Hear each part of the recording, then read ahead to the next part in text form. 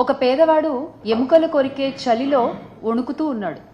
అది చూసిన ఒక పెద్ద మనిషి, అలా వణుకుతూ ఎంతసేపు ఉంటావు, ఆగాగాగు, నేను లోపలికి వెళ్ళి నీకు చక్కగా వెచ్చటి రగ్గు తీసుకొచ్చిస్తాను, అది కప్పుకున్నావంటే చాలా బాగుంటుంది ఈ చలిలో నీకు అని చెప్తాడు. చెప్పి ఆ పెద్ద మనిషి పాటికి ఆ పెద్ద మనిషి వెళ్ళిపోతాడు. బయట ఇతను వెయిట్ చేస్తూ ఉంటాడు. ఆ పెద్ద మనిషి ఎప్పుడు వస్తాడు, ఆ రగ్గు ఎప్పుడు తెస్తాడు, నేను ఎప్పుడు కప్పుకోవాలి, నేను ఎప్పుడు నిద్రపోవాలి అని. మాట ఇచ్చిన పెద్ద మనిషి ఇచ్చిన మాట సంగతి మర్చిపోతాడు. మరుసటి రోజు ఉదయం ఆ మనిషికి ఆ మాట గుర్తొచ్చి బయటకు వచ్చి చూస్తే అప్పటికి ఆ పేదవాడు చనిపోయి ఉంటాడు. అతని చేతిలో ఒక ఉత్తరం ఉంటుంది. అది తీసుకుంటే దాంట్లో ఇలా రాసి ఉంటుంది: అయ్యా, నా శరీరం చలిలో ఉన్నా ఆ చలికి అలవాటు పడిపోయి ఉంది, బతికున్నా నేను అప్పుడు. కానీ మీరు కలిగించిన ఒక ఆశ వల్ల, మీరు చెయ్యలేనటువంటి ఒక మాటని మీరు చెప్పడం వల్ల, ఆ ఆశతో నా శరీరం ఆ చలికి తట్టుకునే శక్తిని కోల్పోయి అలా చచ్చిపోయి ఉన్నాను. అప్పుడు ఆ పెద్ద మనిషికి అర్థమైంది, ఓహో, మనం ఇలా తెలియకుండా ఒక ప్రాణాన్ని తీసేసామా అని. ఇక్కడ ఆ మాట ఇచ్చిన పెద్ద మనిషి ఎవరు అని నేను అడగట్లా, ఆ పేదవాడు ఎవడు అని కూడా నేను అడగట్లా.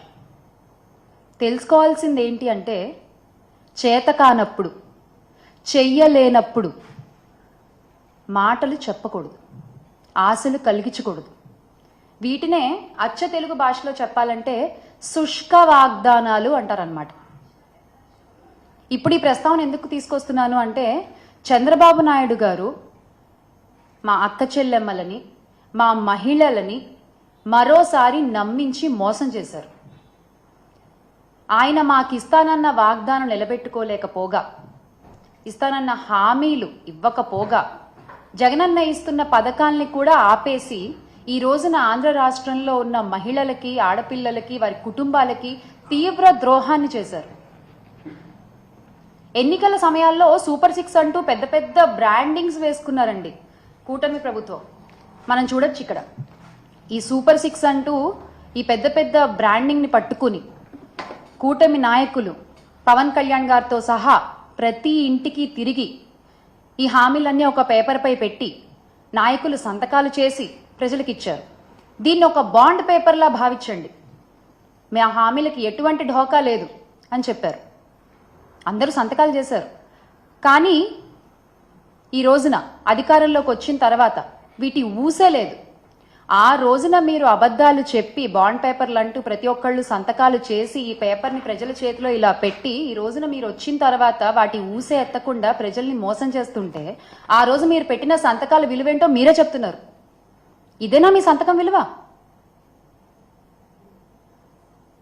ఈ రోజు ఉదయం జగనన్న కూడా ఇదే విషయమై ఆంధ్ర రాష్ట్ర ప్రజల పక్షాన, అలాగే మహిళల పక్షాన ఎదుర్కొంటున్నటువంటి సమస్యలపై, ఎగ్గొట్టేసిన హామీలపై ట్విట్టర్ వేదికగా చంద్రబాబు నాయుడు గారిని నిలదీయడం జరిగింది. ఇప్పుడు ఒక సాటి మహిళగా మా మహిళలకు జరుగుతున్న అన్యాయాలపై నేను కూడా అడుగుతున్నాను. ఎందుకని ఇలా పదే పదే మహిళల్ని మీ మాటలతో నమ్మించి మోసం చేస్తున్నారు? ఇది చీటింగ్ కాదా? ఇది అన్యాయం కాదా? అసలు ఇలా మహిళల్ని మోసం చేస్తున్నందుకు చట్టపరంగా మీ పైన 420 కేసు పెట్టచ్చు. ఎందుకు మీరు ఇచ్చిన వాగ్దానాలపై మీకు అంత చులకన భావం? ఎందుకు మీ మేనిఫెస్టో అంటే మీకు అసలు అంత లెక్క లేదు? ఎందుకు ప్రజలకు ఇచ్చిన మాటల్ని టేక్ ఇట్ ఫర్ గ్రాంటెడ్ గా తీసుకుంటారు మీరు? ఇదేమీ మీకు కొత్త కాదు, ఇదేమీ కూటమి నాయకులకి కొత్త కాదు. 2014లో కూడా ఇలాగే మీరు చూసుకున్నట్లయితే 2014లో కూడా డ్వాక్రా రుణమాఫీ అని మహిళలకి ఆశలు కల్పించి అధికారంలోకి వచ్చిన తర్వాత యథావిధిగా ఎగ్గొట్టేశారు. ఇక్కడ మనం చూడండి, చంద్రబాబు నాయుడు గారు ఉన్నారు, పవన్ కళ్యాణ్ గారు ఉన్నారు, మోదీ గారు ఉన్నారు.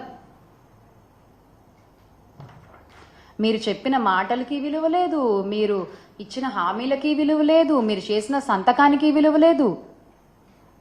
అంటే పోన్లే, పాపం మహిళలు పదే పదే నమ్ముతున్నారు మనల్ని, చాలా చులకనగా తీసుకోవచ్చు, చాలా తేలిగ్గా మోసం చేసేయచ్చు అనుకుంటున్నారా మీరు?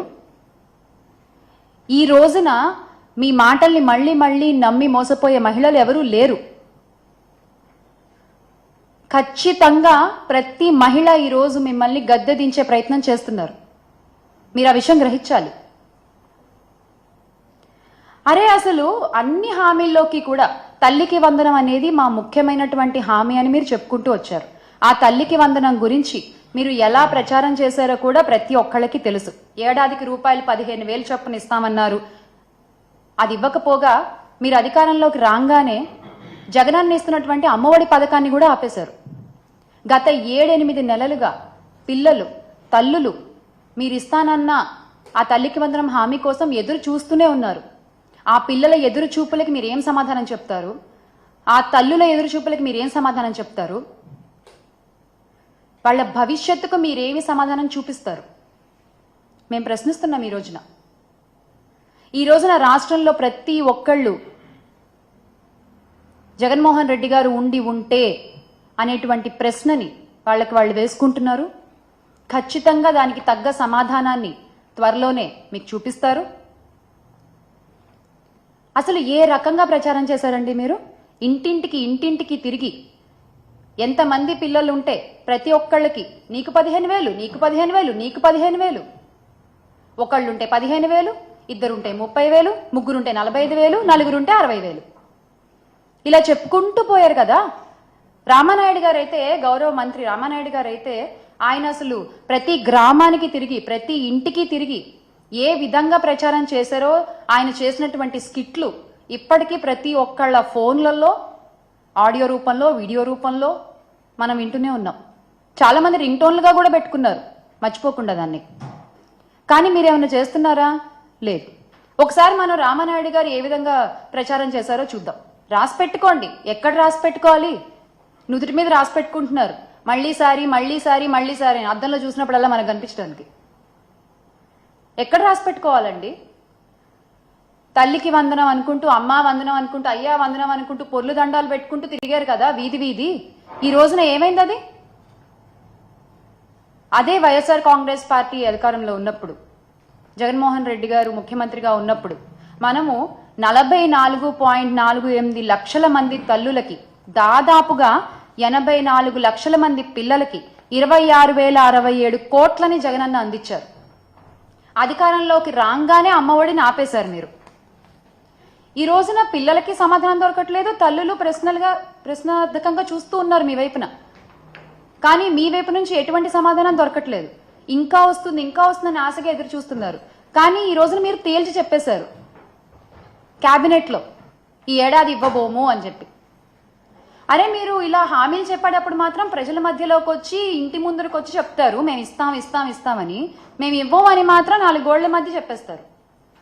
మీకు నిజంగా ధైర్యం ఉంటే, మీకు నిజంగా మహిళల్ని ఎదుర్కొనేటువంటి సత్తా ఉంటే, ఆ ఏ మహిళల ముందుకొచ్చి మీరైతే ప్రమాణాలు చేశారు అదే మహిళల ముందుకొచ్చి ఈ రోజున చెప్పండి మేము ఇవ్వలేకపోతున్నాము, మమ్మల్ని క్షమించండి అని ఒప్పుకోండి. పోని నిజంగా ఈ రోజున కూటమి నాయకులు మా మహిళలందరికీ కూడా క్షమాపణలు చెప్పాలి ఈ విషయంలో. ఎందుకంటే చిన్న విషయం కాదండి ఇది. ప్రజల్ని నమ్మించి, మాటిచ్చి, మోసం చేసి, అధికారంలోకి వచ్చేసి ఏరు దాటాక తెప్ప తెగలేసినటువంటి చందాన్ ఉంది ఇది. కాసేపు మాటలు పక్కన పెట్టి లెక్కలు మాట్లాడుకుందాం మనం. ఎందుకంటే ఆడబిడ్డ నిధి అని మీరు చెప్పినటువంటి 18 ఏళ్ళు నిండిన ప్రతి మహిళకి నెలకి 1,500 అని చెప్పారు మీరు. 18 ఏళ్ళు నిండిన వాళ్ళు దాదాపుగా 2.7 కోట్ల మంది ఉన్నారు మన రాష్ట్రంలో. ఈ 2.7 కోట్ల మందికి మీరిస్తానన్న లెక్కే 1,500 చొప్పున, ఏడాదికి 18,000 చొప్పున, మొత్తం 37,313 కోట్లు. ఇది ఒక లెక్క. తల్లికి వందనం దగ్గరికి వస్తే మొత్తం 83 లక్షలు, అంటే నెంబర్ ఆఫ్ స్కూల్కి వెళ్ళేటువంటి పిల్లలు 83 లక్షల మంది ఉన్నారు. అలాగే ఒక స్టూడెంట్కి 15,000 అన్నారు, మీరే అన్నారు, నేనేమనట్ల, 15,000 అని మీరే అన్నారు. ఆ లెక్కన మొత్తం 12,450 కోట్లు.